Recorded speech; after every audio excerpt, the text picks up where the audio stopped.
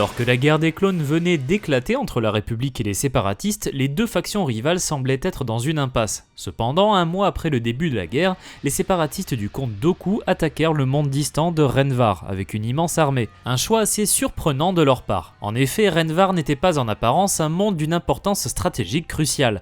Cependant, le comte Dooku avait découvert que ce monde avait accueilli la tombe d'Ulic Qel-Droma, un illustre Jedi ayant vécu 4000 ans auparavant. Le Seigneur Noir était à la recherche d'informations sur une ancienne super arme Sith conçue par Naga Sadao pendant la grande guerre de l'hyperespace. Cette arme, appelée la Faucheuse Noire, fut trouvée sur Yavin 4 par Exar Kun, parmi de nombreuses armes Sith.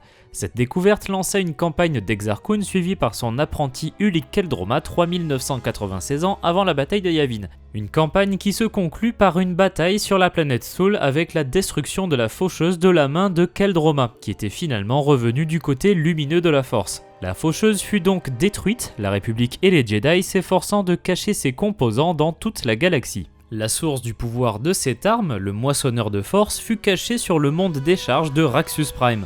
Au fil des années, la faucheuse tomba dans l'oubli, les Sith de l'époque de Malgus pensant par exemple que ses restes étaient sur la planète Ord Radama. Ce n'est que 4000 ans plus tard que le comte Dooku, seigneur noir et apprenti de Darth Sidious, entreprit le projet de rassembler la faucheuse noire au début de la guerre des clones.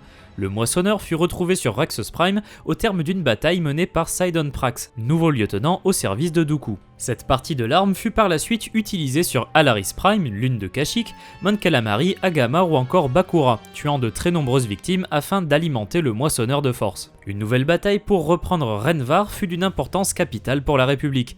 C'est suite à cette bataille qu'Anakin Skywalker put communiquer avec l'esprit d'Ulic Qel-Droma au sein d'un ancien temple Jedi. Le Jedi disparu enseigna à Anakin comment résister aux effets de la faucheuse, une information clé afin de déjouer les plans du comte Dooku. Ce dernier avait tout rassemblé sur la planète Soul, le moissonneur alimentant à nouveau la faucheuse qui était désormais totalement opérationnelle. Grâce aux informations d'Ulic Qel-Droma, la République savait où attaquer. Elle décida donc d'aller sur Soul afin de détruire cette redoutable super arme. Au commandement du côté de la République, on retrouve les hauts généraux Jedi Yoda et Mace Windu. À leur côté, on retrouve les généraux Luminara Unduli et Obi-Wan Kenobi, qui est accompagné de son padawan, le commandant Anakin Skywalker. Ce dernier est assisté par l'esprit d'Ulic Qel-Droma, l'ancien Jedi lui apportant des connaissances pour contrer l'effet de la faucheuse, mais également l'ayant averti des dangers du côté obscur qu'Anakin ne semble pas craindre. Au commandement du côté des séparatistes, nous retrouvons le comte Dooku, apprenti Sith de Darth Sidious, mais également Sidon Prax. Ce dernier était un chasseur de primes Chistori qui servait de garde du corps au comte de Sereno. Suite à la mort de Jango Fett, Prax le remplaça auprès de Dooku. C'est lui qui découvrit le moissonneur de force sur Raxus Prime, le comte Dooku ordonnant à Sidon Prax de tester l'arme sur Alaris Prime, le moissonneur absorbant la force vitale des Wookiees à proximité. Satisfait des tests réalisés également sur d'autres planètes, Dooku demanda à Prax de ramener le moissonneur sur Soul afin d'alimenter la faucheuse et d'enfin pouvoir l'utiliser contre la République. Dans les forces de la République, nous retrouvons plusieurs croiseurs de classe Acclamator. Ces vaisseaux conçus par l'ingénierie lourde de Rothana mesuraient 752 mètres de long et 460 mètres de large. Ils constituaient les croiseurs standards de la République au début du conflit. Les Jedi pouvaient compter sur leurs chasseurs Delta 7 Aether Sprite, des modèles avancés conçus par Walex Blissex et assemblés sur Kuat. Pour transporter les troupes, nous retrouvons les canonnières LAATI qui se sont illustrées lors de la bataille de Geonosis, mais également pour déployer les marcheurs, les clones peuvent compter sur les LAATC. Au sol, comme marcheurs, nous retrouvons les hexapodes ATTE, mais également les ATXT.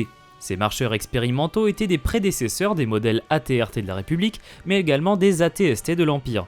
Mesurant entre 5 et 8 mètres, ces marcheurs monoplaces étaient armés d'un canon laser double, mais également d'un lanceur de grenades à protons, pouvant équiper jusqu'à 18 grenades. Leur bouclier à plasma pouvait absorber les tirs ennemis pour une courte durée. La bataille de Soul vit également l'utilisation des tanks TX-130S. Ces véhicules à répulseurs très rapides mesuraient 8,2 mètres de long et 3,05 mètres de large et étaient armés de 2 canons laser doubles, d'une tourelle et d'un lanceur de missiles ou de détonateurs thermaux. Certains modèles pouvaient être même équipés d'une unité R2. Le maître Jedi Mace Windu disposait d'un TX-130 personnalisé avec des marques distinctives de couleur violette. Afin de transporter des troupes, la République utilisa des modèles RTT. capable d'accueillir jusqu'à 12 soldats. Du côté des séparatistes, nous retrouvons pour le déploiement des troupes des C-9979, déjà utilisés par la Fédération du commerce pendant la bataille de Naboo. Parmi les vaisseaux séparatistes, on retrouve aussi les transports de classe Hardsal du Techno Syndicat. Parmi les chasseurs figuraient les droïdes vautours, unité classique des séparatistes. Afin de déployer des véhicules, les séparatistes utilisèrent des VAC. Ces derniers étaient des proies faciles pour les canonnières de la République. Le mercenaire Sidon Prax avait reçu de la part du comte Dooku un tank de bataille Dreadnought, un véhicule à répulseur lourdement blindé. Comme véhicule séparatiste, on retrouve également des Proto-DK, des tanks droïdes gigantesques et lourdement armés, mais également des IG-227 Hailfire, des OG-9, des AAT ainsi que des HAG-M, des tanks mortiers conçus par Bactoid initialement pour la Fédération du commerce. Les GAT pour leur part étaient des tanks à répulseur capables de rivaliser avec les TX-130 de la République, qui furent mis à l'épreuve lors de la bataille de Thule. On retrouve parmi les droïdes séparatistes aussi bien des droïdes araignées naines DSD-1 que des droïdes de combat B1. Enfin, lors de cette bataille, nous retrouvons bien évidemment la super arme retrouvée par les séparatistes, la Faucheuse Noire. Créée donc par Naga Soda aux 5000 ans avant la bataille de Yavin pendant la grande guerre de l'hyperespace, cette arme mesurait 100 mètres de large et 60 mètres de haut. Elle fonctionnait grâce au moissonneur de force qui était capable de récolter l'énergie de la force en tuant les formes de vie à proximité. La planète Thule était protégée par un bouclier planétaire, émis depuis son satellite Civi en orbite. Le premier objectif républicain fut donc d'attaquer cette lune afin de désactiver ce bouclier. Alors que la flotte de la République arriva dans le système de Thule, Anakin Skywalker mena un croiseur acclamator vers la Lune afin de mener un assaut terrestre contre le générateur de boucliers. Ils furent cependant rapidement découverts par les séparatistes qui déployèrent leurs forces depuis deux vaisseaux C-9979. Les nombreux tanks séparatistes s'attaquèrent aux troupes menées par Skywalker à bord d'un char TX-130. Réussissant à déployer leurs troupes, les clones progressèrent vers le générateur. Les AT-XT commencèrent à avancer en escortant les transports de troupes avec à leur bord des ingénieurs clones. L'assaut fut un succès bien qu'un des transports soit détruit, les clones parvenant à désactiver le bouclier planétaire. Une fois cette première étape franchie, l'assaut de Thule pouvait commencer. Dans un premier temps, Obi-Wan mènerait un assaut aérien sur des points stratégiques de Thule.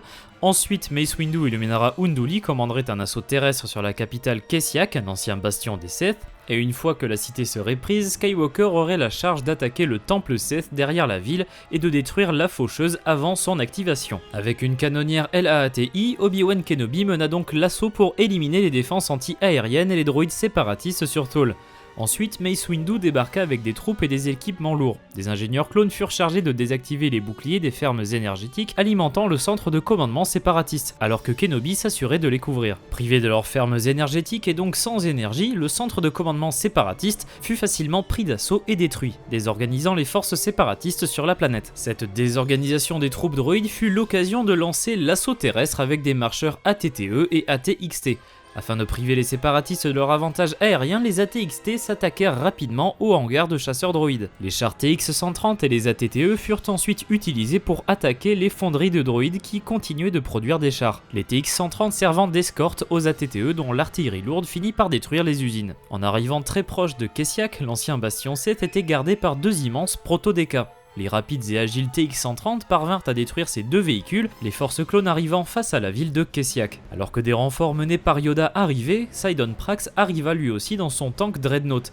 Il parvint à détruire le TX-130 personnel de Mace Windu qui dut poursuivre le combat à pied. Après avoir affronté de nombreux droïdes B1 ainsi que des droïdes araignées, le Jedi parvint à accéder au contrôle des portes de Kessiak, laissant les forces de la République entrer dans la ville. C'est à ce moment que les forces d'Anakin Skywalker arrivèrent pour prendre d'assaut la faucheuse de l'autre côté de la ville. Alors que les clones affrontaient les droïdes, Skywalker à bord d'un TX-130 se rapprocha de la super arme. Sur son chemin, il retrouva Sidon Prax toujours dans son véhicule. Skywalker parvint à détruire le tank de Prax, éliminant de fait le mercenaire au service de Dooku. Assisté par l'esprit de Keldroma, Anakin s'attaqua ensuite à la Faucheuse Noire qui était de plus en plus endommagée. Le moissonneur de force fut détruit par Skywalker, la Faucheuse Noire n'ayant donc plus d'énergie. Cette super arme était maintenant hors service et fut rapidement détruite par la République. La crise de la Faucheuse Noire aurait pu avoir des conséquences cataclysmiques pour la République, avec un conflit qui aurait pu basculer rapidement du côté des séparatistes. Cependant, les Jedi avaient réussi grâce à Anakin Skywalker à détruire la super arme millénaire une fois de plus de façon définitive, et à remporter cette bataille cruciale. Vestige des Sith et des conflits avec les Jedi, la Faucheuse n'était plus qu'une épave impuissante. Skywalker reçut de la part de Keldroma des connaissances et des aptitudes pour être immunisé face à la faucheuse, mais ces nouvelles connaissances pouvaient avoir un coût, rapprochant très certainement Skywalker du côté obscur, le poussant même à être arrogant avec son maître Obi-Wan Kenobi. Le comte Dooku de son côté s'était échappé avant la fin de la bataille. Les forces de la République de leur côté s'apprêtaient à partir pour le système Mirgoshir. Windu considéra qu'il s'agissait d'un moment important de ce conflit pour la République alors que Yoda était plus sceptique. Ils avaient bel et bien remporté cette bataille, mais la guerre était loin d'être finie. Le Jedi avait raison car une planète majeure de la République s'apprêtait à devenir la cible des séparatistes.